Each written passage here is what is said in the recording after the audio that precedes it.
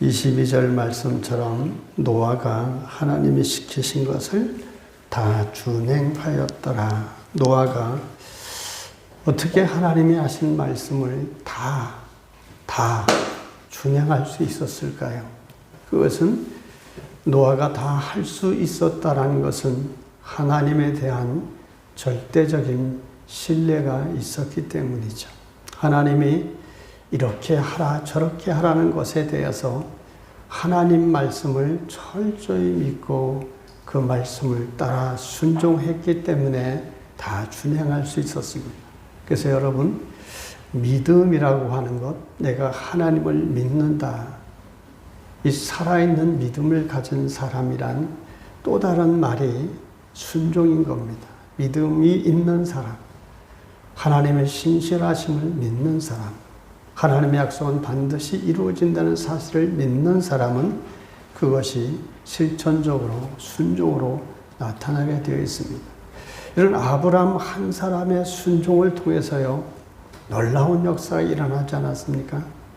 한 사람의 순종 때문에 온 인류가 멸망한 데서 새로운 노아의 후손들이 생겨나게 된 겁니다. 이것은 저절로 된 것이 아닙니다. 아브라함 그 모든 후손들도 노아의 순종 때문에 이런 후손이 생겨나게 된 겁니다. 그러면 하나님은 왜 노아에게 어떤 것을 행하라고 명령하셨을까요? 방주를 만들라고 하셨습니다. 그리고 방주를 아무렇게나 만드는 것이 아니라 하나님이 그 규모와 모양을 아주 세세하게 부분까지 구체적으로 지시하셨습니다. 그럼 방주를 하나님이 왜 만들라 하셨을까요? 세상을 하나님이 물로 심판하실 작정을 하신 겁니다. 물로 심판하실 하나님, 자비하신 하나님이 세상을 물로 심판하실 작정을 하셨다라는 것은 이유가 있을 거 아니겠습니까? 그것은 뭡니까? 하나님 인간을 창조하신 것은 인간을 통해 영광을 받기 위해서입니다. 그런데 인간들이 어떻다는 겁니까? 여러분 성경을 펴놓았으면 5절과 6절을 한번 보시죠. 요약된 말씀이지만 5절과 6절을 다 같이 봅시다. 여호와께서 사람의 죄악이 세상에 가득함과 그의 마음으로 생각하는 모든 계획이 항상 악할 뿐임을 보시고 땅 위에 사람 지으셨음을 한탄하사 마음에 근심하시고, 하나님의 세상을 뭘로 심판하시려는 이유가 여기 있습니다. 영광을 받기 위해서 사람을 창조했는데 사람이 타락한 이후에 생각하는 게 악한 것뿐입니다. 하나님께 영광은커녕 오히려 생각하는 모든 것이 하나님을 없이 여기고 죄악시하는 일들 뿐이었습니다. 그래서 하나님이 사람 지으신 걸 한탄하셨다, 근심하셨다, 이것은 사람처럼 사람이 이해하기 쉽도록 신인 동형 동성론이라고 하는 신학적 용어인데요, 사람이 이해하기 쉽도록 이렇게 표현하신 겁니다. 사람의 심정, 하나님의 심정을 사람의 심정에 빗대서 표현한 것입니다. 다시 말하면 5절과 6절을 요약하면 모든 만물, 세상의 모든 만물이 다 부패했다는 겁니다. 여러분, 세상의 만물, 자연 모든 만물이 왜 부패할까요? 오늘날도 한번 생각해 보시죠. 세상이 왜 부패했다고 생각합니까? 네? 죄 때문인데요. 그러면 나무나 돌이나 흙이나 이런 새들이나 짐승들이 죄를 짓나요? 무엇 때문에 부패합니까? 사람 때문입니다. 짐승은 변함없을 수 있고 나무나 꽃들이나 새들은 변함없을 수 있습니다. 그러나 하나님이 관심을 가지고 보시는 것이 누구시죠? 사람입니다. 이 사람이 부패해서 세상이 다 부패했다고 말씀하는 겁니다. 오늘날도 여전히 마찬가지입니다. 하나님이 창조하신 세상이지만 자연은 원래 법칙 그대로 동쪽에서 해가 뜨고 서쪽으로 지고 여전히 사계절이 있고 추위와 더움이 오는 변함없는 이런 시절, 이런 섭리가 계속되고 있지만 왜 세상이 부패했다고 합니까? 사람이 사는 세상, 사람이 그래서 부패한 겁니다. 사람이 부패해서 하나님이 이제 다 쓸어버리고 재창조할 계획을 세우십니다. 그래서 노아에게 방주를 지을 것을 말씀하는데요. 얼마나 세상이 타락했는지 11절로 13절까지 우리 다 같이 한번 보십시다. 시작. 그때에 온 땅이 하나님 앞에 부패하여 포악함이 땅에 가득한지라. 하나님이 보신즉 땅이 부패하였으니 이런 땅에서 모든 혈육 있는 자의 행위가 부패함이었더라. 하나님이 노아에게 이르시되 모든 혈육 있는 자의 포악함이 땅에 가득하므로 그 끝날이 내 앞에 이르렀으니 내가 그들을 땅과 함께 멸하리라. 하나님 앞에 있는 온 땅이, 하나님 앞에 있는 모든 땅이 부패했습니다. 포악했다. 포악함이 가득했다. 부패했다. 한마디로 썩었다라는 겁니다. 포악했다라는 것은 무법천지가 됐다는 것이죠. 하나님이 창조하신 세상이 이렇게 다 무질서해지고 다 썩어버리고 무법천지가 됐습니다. 그래서 하나님이 더 이상 희망이 없는 이 땅에 싹 쓸어버리고 하나님이 새롭게 재창조할 결심을 하신 겁니다. 여기에서 하나님의 성품을 우리가 발견할 수 있습니다. 하나님의 성품 중에 공의의 하나님을 여러분 잘 아시죠? 공의의 하나님이시면서 동시에 무슨 하나님이시죠? 사랑의 하나님이심을 우리는 기억해야 됩니다. 공의의 하나님이시기 때문에 죄악으로 넘쳐나고 부패한 세상을 공의의 하나님이 심판하실 수밖에 없습니다. 그러나 동시에 사랑의 하나님이시기 때문에 인간을 심판하시기 전에 어떻게 하셨죠? 120년 동안 돌아오도록 한 번도 기회를 주셨던 겁니다. 그래도 돌아오지 않으니까 어떤 길을 여셨습니까? 노아로 하여금 방주를 만들게 하시고 그 말을 순종하는 자마다, 그 방주를 타는 자마다 다 구원하는 길을 열어놓으셨습니다. 그래서 방주를 만드는 노아는 막대한 사명을 띠고 방주를 만드는 것이죠. 그럼 방주를 어떻게 만들려고 했을까요? 14절을 다 같이 봅니다. 시작. 너는 고페로 나무로 너를 위하여 방주를 만들되 그 안에 칸들을 막고 역청을 칠하라. 아멘.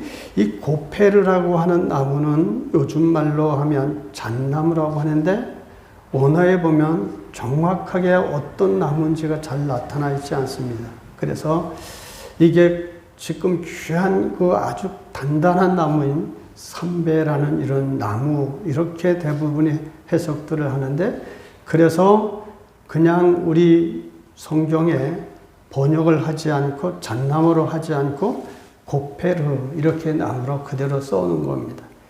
그리고 그 방주 안으로 물이 들어오지 않도록 역청을 칠하라고 했습니다. 이 역청을 안팎으로 칠해서 물이 새지 않도록 콜테르 같은 것을 칠하라고 했습니다. 근데 여기서 역청이 뜻하는 의미가 있습니다. 방주는 여러분 뭘 의미하죠? 교회를 의미합니다. 세상 속에서 구원 얻는 자가 그 안에 들어와 있는, 이 세상에 살아있는 많은 사람들 중에서 예수 믿는 사람들이 모이는 곳이 교회, 이게 방주입니다. 그럼 이 방주를 새지 않도록 또 새 들어오지 않도록 역청을 칠하라. 역청은 다른 게 아닙니다. 교회는 누구로 인해서 교회가 이 땅에 세워졌습니까? 예수 그리스도가 십자가에 달려 돌아가신 보혈의 공로로 세워졌습니다. 그렇기 때문에 교회는요, 역청이 칠해지듯 예수 그리스도의 보혈로 칠해져야 됩니다. 무슨 얘기입니까?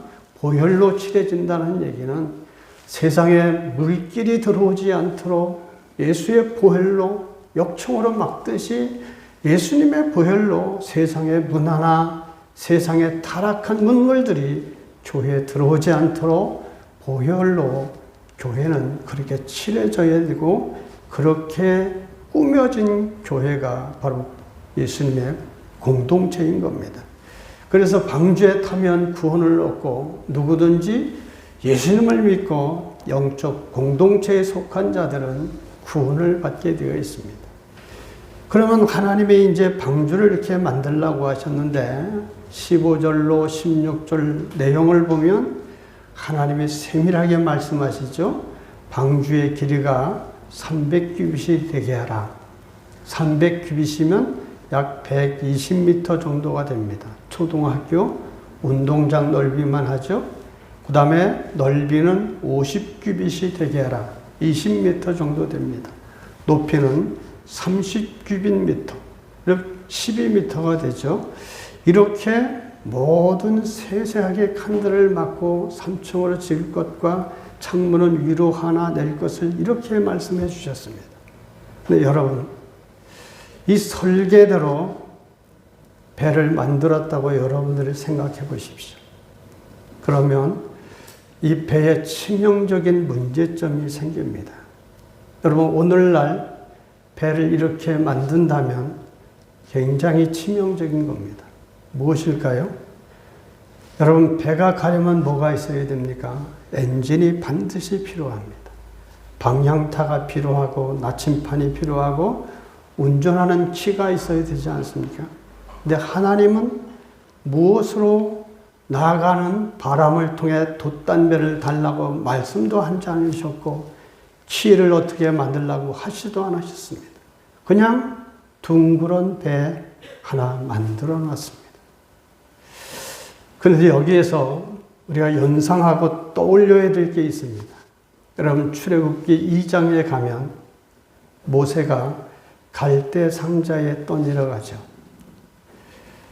하나님을 알지 못하는, 요셉을 알지 못하는 파라오, 이 바로 왕들이 태어나서 이스라엘 백성들 숫자가 늘어나니까 남자들을 죽이기 시작하지 않습니까? 남자아이가 태어나면 나일강에 버리겠습니다.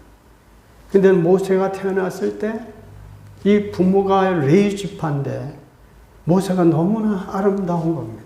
그래서 숨겨서 길르기 시작했죠. 아이가 어느 정도 크니까 울음소리가 나오고, 그리고 숨길 수 없으니까 어떻게 합니까? 갈대 상자를 만들고, 2장을 여러분 출애굽기 2장을 잘 보시면 갈대 상자를 만들고 거기에 역청과 그 다음에 나무진 이런 걸로 발라서 그 위에 아이를 놓고 뚜껑을 덮어서 떠내려가는 나일강에 떠내려 보냅니다.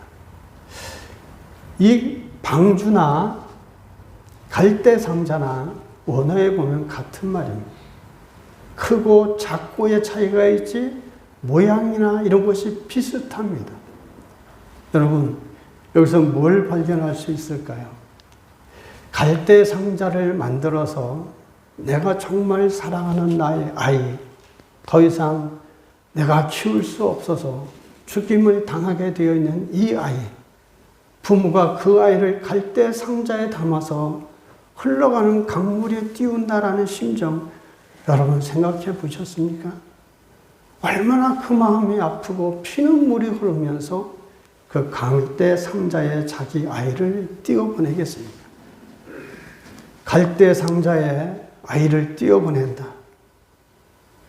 거기에는 인간의 믿음이 있죠. 어떤 믿음이 있습니까? 죽든지 죽이시든지 살리시든지 하나님만을 의지합니다. 하나님께 맡깁니다. 이것이 인간의 온전히 하나님을 의지하는 표현이 갈대상자입니다. 하나님께 온전히 믿음으로 맡기고 흐르는 강물 위에 띄웠더니 하나님이 어떻게 하셨죠? 예비하신 대로 바로 공주를 만나게 하셔서 공주로 자라나고 그 아이가 커서 이스라엘을 구원해내는 위대한 인물이 되지 않습니까? 내가 어쩔 수 없을 때, 내가 도무지 방법이 없을 때, 이래도 안 되고 저래도 안 될 때, 바로 우리가 해야 될 일이 이런 일입니다. 주님께 맡기고, 살든지 죽든지 죽게 맡기는 인간의 이런 믿음의 표현이 갈대상자입니다. 그렇다면 하나님 방주를 만드셨습니다. 만들라고 하셨고 어떤 동력 장치도 없고 키도 없고 방향차도 없습니다. 하나님이 이렇게 만드셨다라는 것은 뭘 얘기하죠?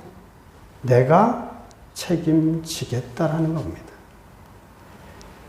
동력 장치를 만들고 예를 들어 돛대를 달고 하면 사람의 키를 만들어서 자기가 운전해 갈 수 있습니다. 근데 그렇게 전혀 없다는 얘기는 하나님이 운전하시겠다는 거예요. 하나님이 이끌어 가시겠다는 겁니다. 하나님이 책임지시겠다는 겁니다. 그렇기 때문에 인간은 어떻게 해야 되죠? 그 배에 타기만 하면 됩니다. 하나님이 바른 길로, 삶의 길로, 사는 길로 인도해 가실 겁니다. 그것이 여러분 방주 안에 있는 사람들이 가져야 될 자세입니다. 우리가 예수를 믿는 사람은 방주 안에 거하는 사람입니다. 우리가 스스로 내가 어느 날 이제 예수 믿어야 되겠다 생각해서 예수 믿은 적이 있습니까? 하나님의 손에 의해서 예수 그리스도를 알게 되고 그래서 구원의 자리에 이르렀습니다. 그 얘기는 방주 안에 있는 노아의 식구들 하나님이 책임지시고 이끌어 가시고 운전해 가시듯이 우리 인생 또한 여러분 하나님 손에 달려 있습니다. 하나님이 인도하시고 여러분 하나님이 뭐 하시죠? 책임져 주십니다. 믿습니까? 그런데 이 배에 또 특이한 점이 하나 있습니다. 창을 내라고 했습니다. 창. 근데 창이 3층 맨 위에 약 45cm 정도 되는 사방 45cm 작은 창 하나만 만들라고 했습니다.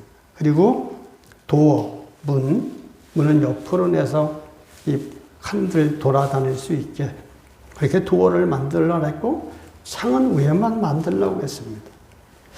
왜 그 많은 동물도 타고 냄새도 많이 나고 사람도 많은 사람과 짐승이 많은 이런 곳에 그런 창을 하나만 위에만 내게 했을까요?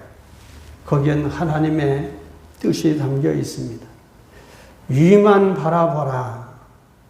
위를 열어야만 소통할 수 있지 않습니까? 어디를 바라보라는 거예요? 하나님만을 바라보라는 겁니다. 갑갑한 인생 속에 살아가면서도 우리가 소통할 수 있고 바라보는 것은 오직 하나님만을 바라보라는 겁니다. 그러면 하나님과 소통하는 인생은 어떠한 상황에 있다 하더라도 하나님이 그를 인도해 주십니다. 그래서 답답한 상황에서도 오직 하나님만을 바라보고 하나님과 교제하고 하나님을 앙망하고 이겨내야 되는 것이죠. 우리 인생도 마찬가지입니다. 인생을 살면서 우리는 오직 하나님과만 교통해야 사는 사람들입니다. 하나님을 바라보고 하나님을 의지하고 하나님께 아뢰는 삶을 사는 자가 승리하는 삶이 되는 겁니다. 이렇게 하나님이 말씀하신 대로 노아는 다 준행했습니다. 그래서 방주라는 하나의 교회가 된 거죠. 여러분 방주에는 나침판도 없고 키도 없다고 했습니다. 그렇다는 얘기는 스스로 어디로 갈 방향을 모르고 또 동력도 없다고 했습니다. 그냥 물이 떠다니는 대로 흘러가는 대로 떠다니는 겁니다. 그 얘기는 하나님이 오직 인도하시는 것이죠. 무슨 얘기입니까? 각자의 인생 방주이든 교회이든 오직 하나님이 인도하시는 겁니다. 우리는 오직 방주 안에 있는 사람처럼 유연한 창문을 열고, 이게 신앙생활입니다.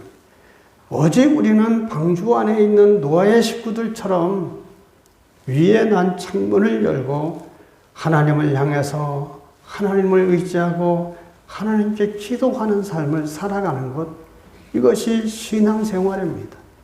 그렇게 우리가 하나님만을 의지하고 하나님만을 바라보고 하나님과 교통하고 하나님을 예배하며 살아가는 삶, 이런 신앙생활을 하다 보면 하나님이 예비하시고 섭리하시는 대로 우리 인생길을 이끌어 가시는 겁니다. 그게 바로 하나님께 맡기는 삶이죠. 노아의 식구들이 이처럼 방주를 통해 구원을 받았듯이 오늘날 우리는 교회라는 방주를 통해서 보호받고 구원을 받습니다.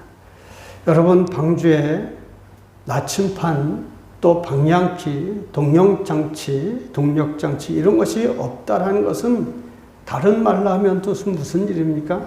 사람으로서는 아무것도 할 수 없는 것처럼 구원이란 우리 인간의 힘으로 할 수 있는 게 아무것도 없다는 겁니다. 구원을 우리 노력으로 되는 게 아니지 않습니까? 구원은 내가 착한 일을 많이 해서 받는 것도 아니고, 구원은 오직 방주에 탔느냐 타지 않았느냐, 다시 말하면 예수 그리스도를 믿느냐 믿지 않느냐, 여기에 달렸습니다. 예수님의 몸을 이루는 교회의 한 지체가 되었느냐 아니냐, 여러분, 이게 굉장히 중요한 겁니다.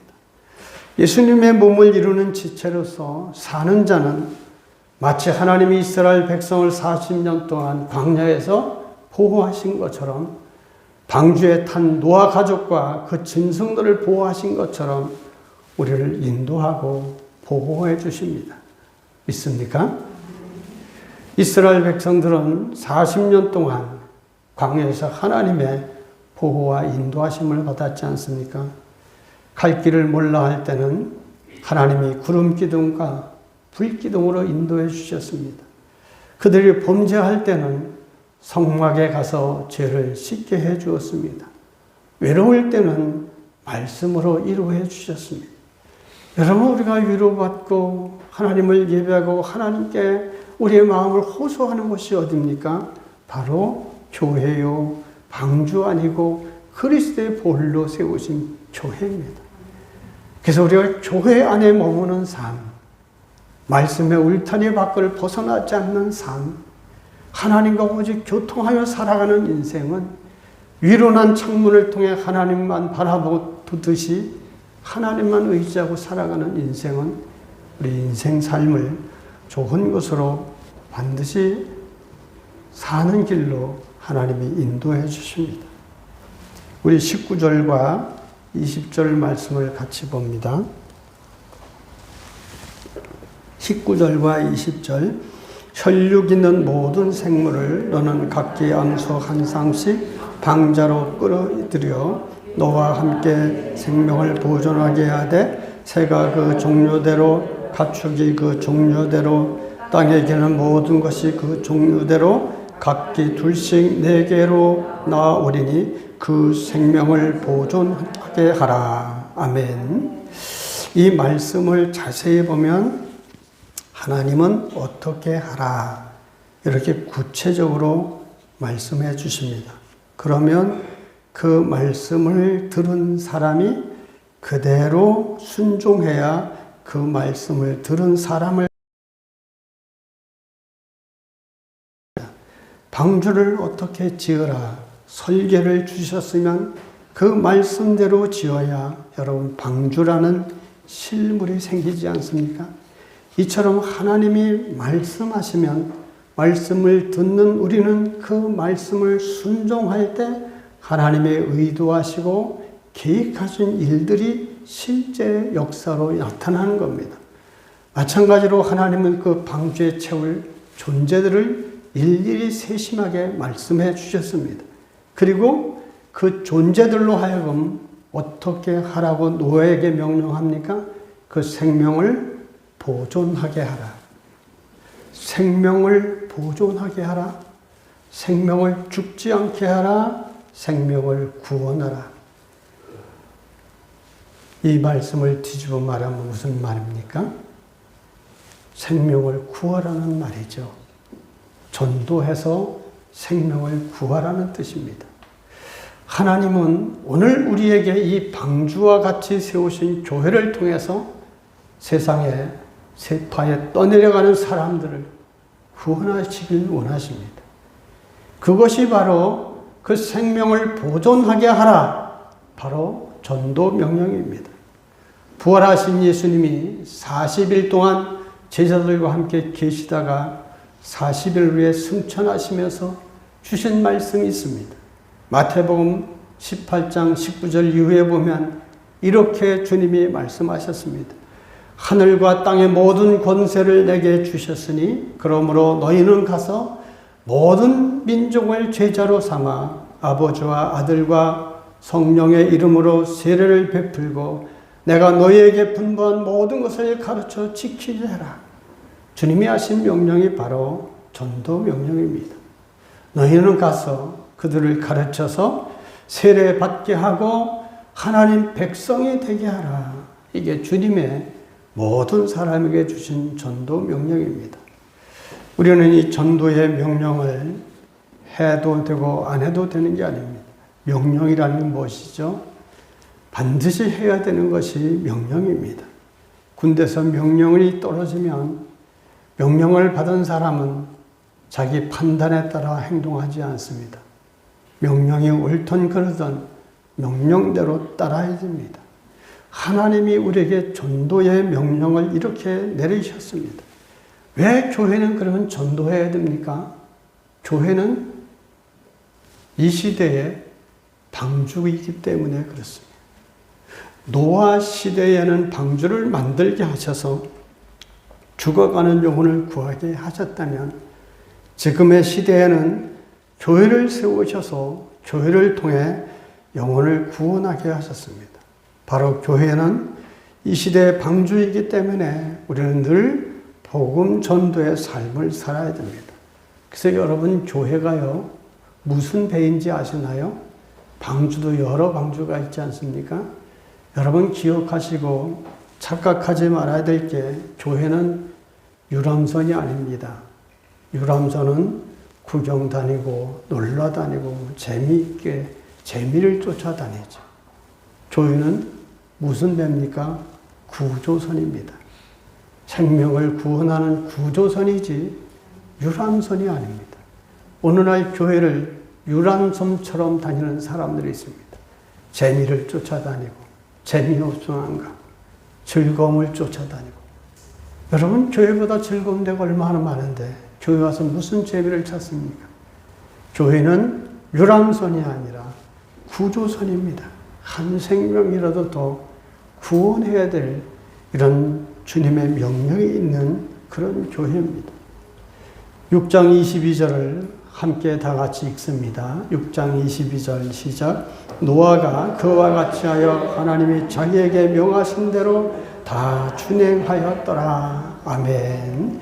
노아는 하나님이 세세에게 가르치신 그대로 다 순종했습니다. 하나님 답답하게 왜 창문을 하나만 만듭니까? 크게 만들면 안 될까요? 반론을 내지 않았습니다. 하나님이 하라고 하시면 나보다 더 크시고 더 잘하시는 하나님이 뜻이 있으시겠지. 그대로 순종했습니다. 그 순종 때문에 어떤 역사가 일어났습니까? 당시에 살던 많은 사람들 세상을 멸망시키는 일들을 했지만 노아 한 사람은 하나님 앞에 순종을 통해 세상을 살리는 길을 만들었습니다. 여러분, 하나님의 어떤 사람을 들었으십니까? 하나님 앞에 말씀대로 믿고 순종하는 자를 통해 하나님 역사를 이루어 가십니다. 이런 사람들이 세상을 살리고요. 이런 사람들이 가정을 살리고요. 이런 사람들이 교회를 살리는 겁니다. 자기의 잘남, 자기의 경험, 자기의 무엇을 내세우지 않고 하나님의 말씀하시니까 말씀한 대로 다 준행하는 사람. 이 준행한 노아 때문에 노아의 후손들이 다시 이 세상에 퍼지게 된 거 아닙니까? 노아는 그렇게 하나님의 뜻을 이루어냈고, 그래서 시브리서 11장 7절에 보면 이렇게 평가되어 있습니다. 믿음으로 노아는 아직 보이지 않는 일에 경고하심을 받아 경외함으로 방주를 준비하여 그 집을 구원하였으니, 이렇게 시브리서가 그를 평가합니다.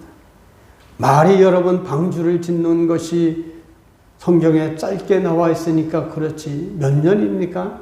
하나님이 유예 기간을 준 것이 120년입니다. 홍수로 멸망할 것을 그 기간을 주신 게 120년입니다. 그날까지 노아가 방주를 지면서 얼마나 사람들에게 예수 믿고 하나님을 믿으라고, 하나님께 돌아오라고 외쳤을까요? 그 방주가 대략 한 2만 톤급 정도 됩니다. 그걸 혼자 만들 때 얼마나 많은 일들을 했고, 또 사람들을, 무거운 걸 들 때 사람들을 동원해서 그 배를 만들었겠습니까? 근데 그들이 방주를 와서 만들면서 함께 돈을 받고 일할 망정 건축부로 일을 했을 줄은 몰라도 노아처럼 하나님을 믿는 구원에는 동참하지 못한 겁니다. 노아가 120년 동안에 세상을 물로 심판할 것이라고 수도 없이 말했을 겁니다. 그래서 구원받으라고, 방주로 들어오라고 수없이 말했을 겁니다. 오늘날도 마찬가지입니다. 우리는 이 시대에 노아와 같은 사람들입니다. 여러분, 세상이 종말이 있는 걸 우리는 잘 아시지 않습니까? 주님이 오시면 그 오시는 날이 세상의 종말입니다. 모든 것이 끝이죠. 우주 만물이 다 녹아 없어지는 불로 심판이 있습니다. 그것뿐만이 아니고 우리 개인적 종말도 있지 않습니까? 사람은 날 때는 순서가 있어도 갈 때는 순서가 없다고 했습니다. 언제 어느 때 우리 인생이 끝날 줄 모릅니다. 근데 대부분의 사람들이 전도를 해보면요, 죽음은 고만이라고 생각합니다. 죽음 후에 무슨 뭐가 있는지 뭘 신경을 쓰느냐, 관심도 없습니다. 단지 이 세상 사는 동안에 노아 시대 사람들처럼 먹고 마시고 즐기는 일에 이들의 관심은 다 뺏겨 있습니다.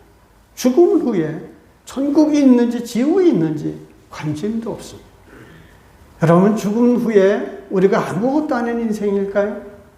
죽은 후에는 반드시 영원한 세상이 있습니다. 영원한 세상이 두 가지죠. 하나는 뭡니까? 천국이 있고 지옥이 있습니다. 이건 틀림없는 사실이지 않습니까? 이런 영원한 세상이 있기 때문에 하나님이 안타까우셔서 자기 아들을 십자가에 못 박으면서까지 우리를 구원하시려고 하나님의 아들을 보내신 거 아니겠습니까? 왜 사후에 이런 세상이 없다면 왜 주님이 와서 십자가를 지겠습니까? 우리 영혼은 하나님이 숨을 불어넣으시는 기간 동안, 하나님의 숨을 대신해서 쉬는 이 기간 동안 이 땅에 삽니다. 그러나 하나님이 숨을 거둬가시면 거기에는 영원한 세상밖에 남아있지 않습니다. 방주 안에 있는 사람이냐, 예수를 믿는 사람이냐, 아니냐, 여기에 따라 영원한 세상이 달라집니다. 성도 여러분, 내일이 추석이죠. 우리는 이 시대에 노아로 부름받은 사람들입니다. 우리 가족들을 만나고 친척을 만나고 친구들을 만날 겁니다. 여러분, 이때에 내 자식들에게, 내 가족들에게 여러분 정말 노아의 심정으로 복음 전해야 됩니다. 내가 하나님 나라에 갔는데 나의 가족이 정말 그 비참한 곳에 있어서 되겠습니까? 하나님 나라에 있고 천국이 있고 영원한 지옥이 있는 것을 믿는다면 여러분 정말 눈물을 흘려서라도 우리 자녀들이나 내 가족들에게 복음을 전해야 됩니다. 이게 하나님이 우리에게 맡기신 이 시대의 노아로서 해야 될 우리의 사명입니다. 노아는 하나님이 명하신 대로 다 준행했습니다. 그래서 그 가족을 살려냈습니다. 우리도 마찬가지로 주님 말씀을 잘 순종해서 이 시대의 노아로서 우리 가족과 친척과 이웃들을 구원해 내시는 귀한 사명 잘 감당하시길 주님 이름으로 축원합니다.